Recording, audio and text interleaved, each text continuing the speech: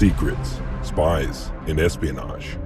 Three words that come to mind when you picture Soviet efforts during the Cold War, before the collapse of the Union in 1991.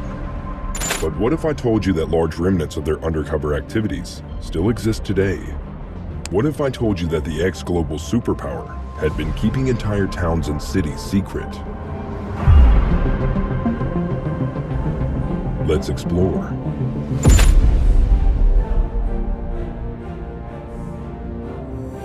During the Cold War, the USSR tried everything it could to prevent people from learning more than they absolutely needed to, using stringent information policies, incarceration threats, and, well, the KGB. One of the most intriguing methods they used to stop the flow of the information involved building entire secret towns, each with its own top-secret function, such as nuclear research or the production of bioweapons. For many years, these hidden towns were kept absolutely secret from the outside world. They weren't on any map, no street signs or directions to take you there. Simply, if you knew, you knew. And if you didn't, well, in the height of the USSR, you should have known better than to stick your nose in anyway. Closed cities were first introduced in Russia during World War II, when the Soviet nuclear program was ramping up.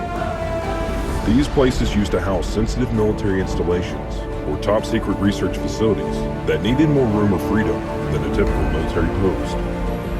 Families of people engaged in top-secret initiatives, reliable friends who may not have been directly connected to the closed city's mission, as well as those necessary to maintain a population such as medics, cooks, cleaners, shopkeepers, and drivers. With a similar form of secrecy, commonly found surrounding U.S. bases, like Area 51, these secret Soviet societies would be home to tens of thousands of permanent residents. These communities are formally referred to as ZATO, a Russian abbreviation for Closed Administrative Territory Entities. These cities were the only ones in the Soviet Union with access to products that were prohibited, such as imported food and even clothing from the outside market, which helped to make life a little easier when you're virtually blocked off from the rest of the country. Many of these ZATOs were found to be classified when the USSR disintegrated and its component countries gained independence. Even though their existence is no longer a secret, some of them, particularly the ones in Russia, continue to serve their original role today. It's also believed that there may be a few more that have yet to be discovered.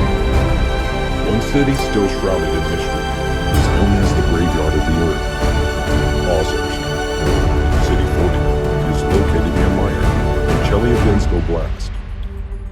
Ozarsk was created in response to the U.S. dropping atomic bombs on the Japanese cities of Hiroshima and Nagasaki in 1945, at the end of World War II.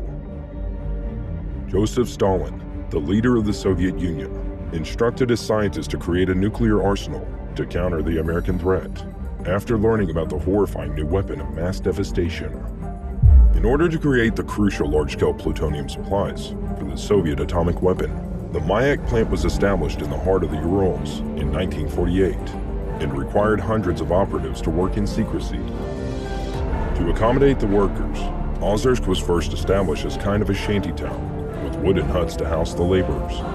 However, throughout the years, it expanded to become a modern metropolis with 100,000 residents, many of whom worked at the Mayak facility, with the last population of the secret town recorded as over 82,000 in 2002. Maps did not show Ozarsk, and its residents were not counted in the national census.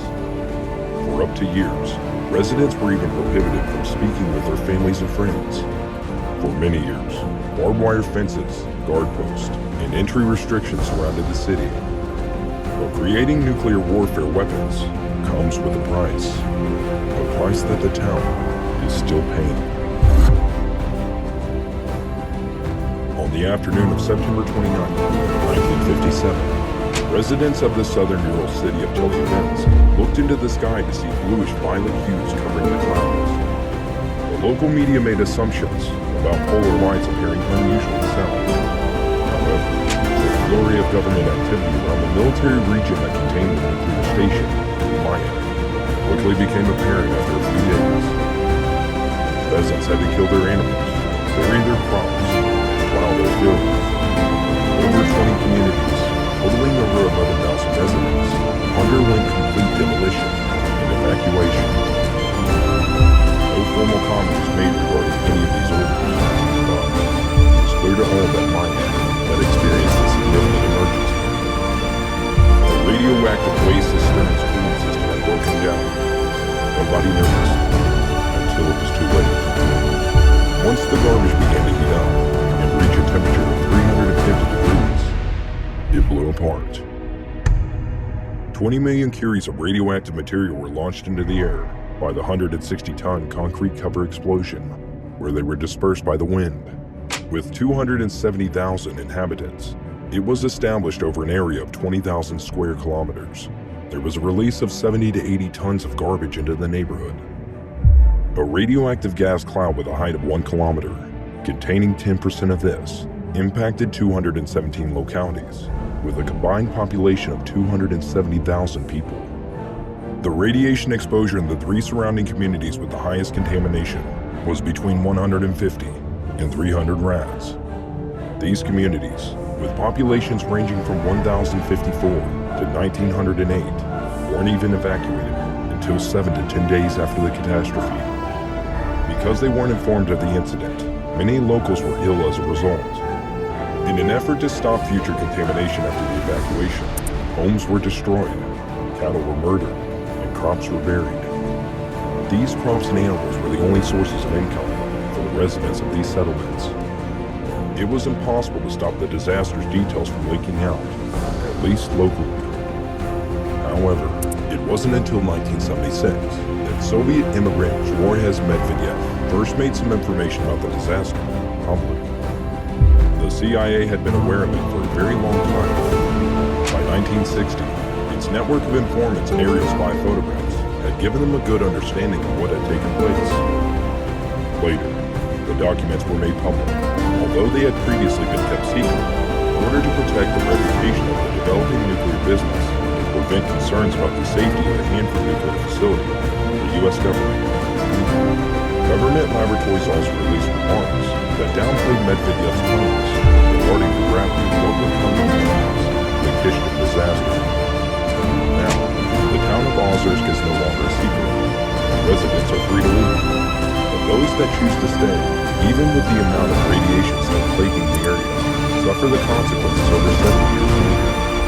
Instead of continuing its primary aim of producing plutonium, the walled town now focuses on recycling spent fuel, retired nuclear weapons. Approximately 80,000 people call home, but recent years have seen a decline in that number. And even without the concrete blocks stated before, the contaminated Lake Karachay is still one of the most hazardous locations on the planet. Children are born with cancer, the life expectancy is low, and the pine trees which once covered the landscape no longer exist. But at least they are free to leave. Following the fall of the Soviet Union, numerous abandoned cities were made public. With a combined population of roughly 1.5 million, there are still 44 publicly acknowledged closed cities in Russia, and an additional 15 or so closed cities are reportedly present, but their names and locations haven't been made public by the Russian government.